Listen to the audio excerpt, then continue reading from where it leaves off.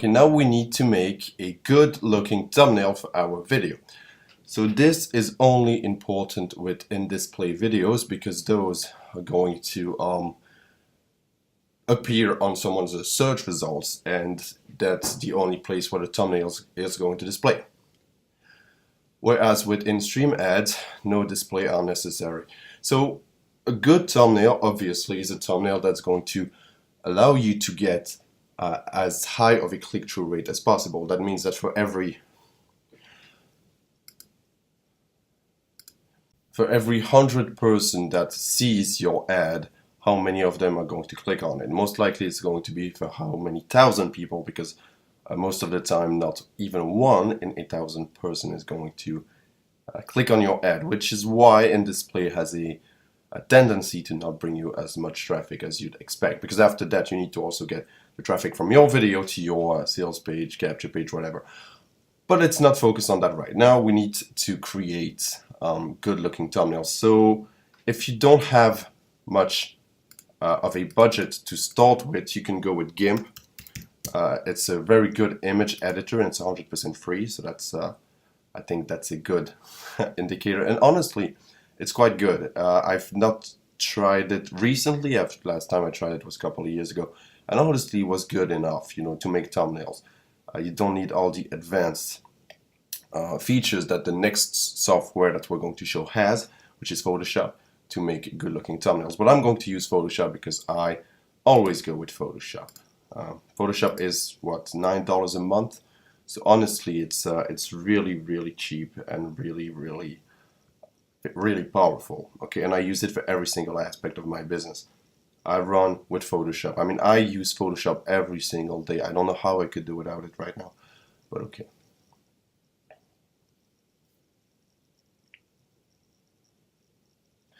Alright, so the image for a thumbnail, you need to notice, is 1280 by 720 pixels, that is, okay? So let's go with pixels, create a new. By the way, you just need to click on new here, create 1280 by 720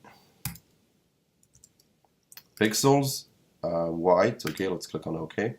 And the way I like to do my thumbnails is I like to put some text in my thumbnails, because I found that people do read, of course, the title and the tagline, but really they also look at the image. So what are the good elements of a good thumbnail? First off, that's just my opinion, but well, it's not really my opinion because I get a good click-through rate on all my ads, so I'm guessing wouldn't say it's an opinion, it's a fact.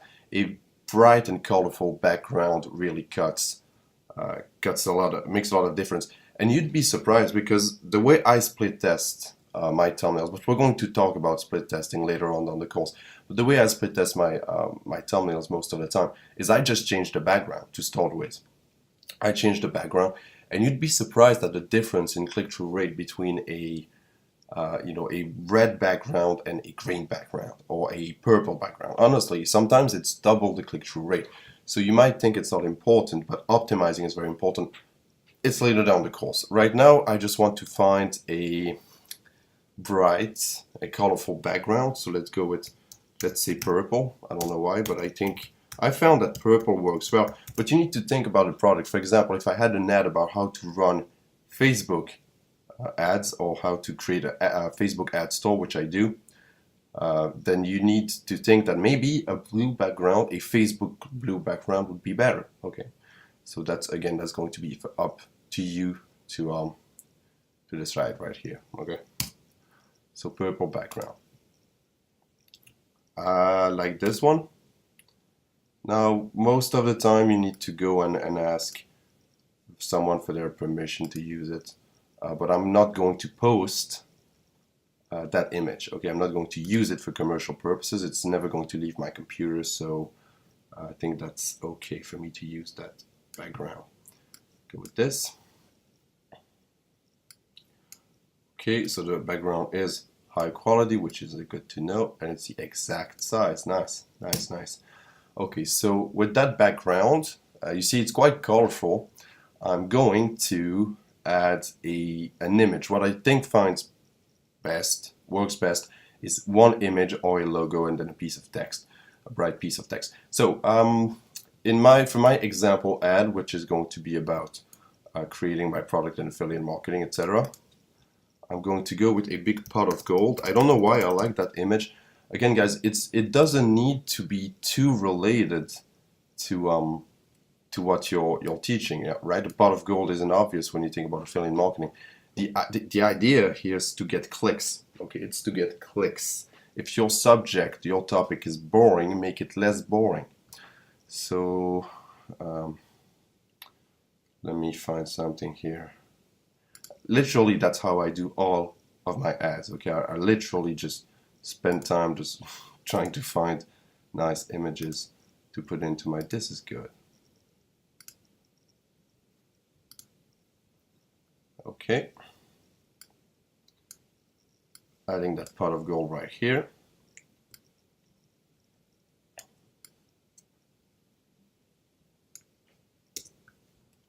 I might also add in the course a text file containing all my best practices for thumbnails. So what I found works best, what color, background I found work best. By the way, hint, purple does very well for some reason. I don't know, I really don't know why, but there it is, it works well. And I'm going to add also all that I found from my split testing so you can get better results from the start. So affiliate marketing.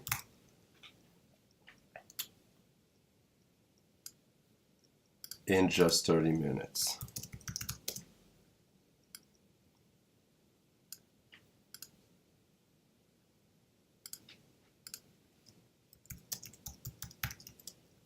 There it goes. This could potentially be a bit troublesome for Google to accept, so you need to think twice about it. But I think it would be okay. Just don't go with make $5,000 in 5 minutes. Google is going to not only frown upon you, but they're going to put you in trouble. Honestly, just for that. Okay, not too much text in the thumbnail. Should be obvious. You don't want to clog the thumbnail. It's supposed to be an image, right? It's not supposed to be text. So as you can see, black on purple is not really something you can easily read, especially from a distance. So we have two choices here. Either we make the text white, or even better, in my opinion at least, is add a external. I'm going to find this. It's calling here in French. It's called lueur externe, so it's external something, and that's what it is. So you can mess a bit with the opacity, because most of the time your background, especially if you make it colorful, is not going to be very friendly to a black text. But basically, all you need to do is change the opacity to the point where you can read the text easily, and then that's just kind of pixelizing the stuff, which I don't really like. And all of this really doesn't really add anything. Okay, just wanted to make it. And if you click on OK, it's going to save those settings, and you just need to use it on every piece of text that you have. Okay, if you want to learn how to use Photoshop, honestly, Photoshop is super complex, but if you just want to make thumbnails like this, all you need to know how to do is create the canvas, of course, so that's 1280 by 720, remember that. Get a background, get an image, and then just put it. Honestly, this this thumbnail could be better, but the fact is that, and you'll notice that if you actually take action, you'll notice that ugly works. Ugly actually works. An ugly thumbnail gets clicked on just as much as a very beautiful designed thumbnail, honestly. I'm not saying that because I don't want to spend time making an awesome thumbnail, but honestly, this is just how it goes. So once you're done, just go with File, Export for the web. I'm going to use this thumbnail for my example also. If you click on Save, PNG is okay, JPEG is okay too. GIF is not. It's not a GIF, so, but PNG works. All of this, look, if you don't know, don't touch it, because if you click on Save, it's just going to be good enough like that. Save, and then you can either keep the file or throw it away. But that's how the thumbnail looks now. Ta-da! So easy thumbnail, honestly. Couple things you could add would be, for example, an arrow, pointing towards the text, or less text and a big, for example, click me or click here. That could work.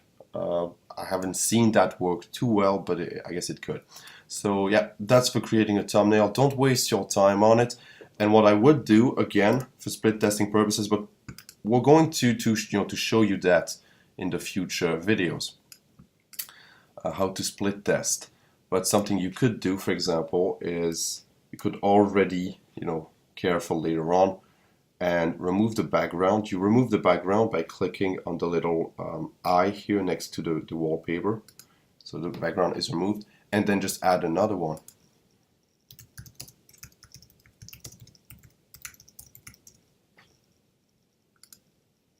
Alright, I'm going to choose blue metallic just because I like it. I don't know if it's going to do well, but I like it, so I'm going to use it. That one has a watermark, but the watermark is so, so you can't even see it, so that's okay, I guess. And then just add it here. Again, I'm not going to use that exact image for my example because I haven't checked the rights on the backgrounds and the images, but I'm going to make another one that looks just like that. So like this, and then you need to, because now you can't see anything, but you need to go here down, right, to the timeline, and you need to take everything, every effect, and make them go above this one. Or you can take this one and slide it all the way down, because that's basically the order in which the items are placed. And if you place it right here, you should see everything just fine. Okay, so I'm also going to save this one under another name, and we're going to split test both to see which one gets the most clicks. And you might think this is just details, right? It can't be much of a difference, but I guarantee you a simple detail can change everything, and you'll never know why. You'll never know why. You'll think, why is this blue background converting so much better than my purple background? And that's just one of the mysteries of paid advertising. But anyways, thank you guys for watching. Don't spend too much time creating your thumbnails. We have much better things to do. And I'll see you guys in the next video.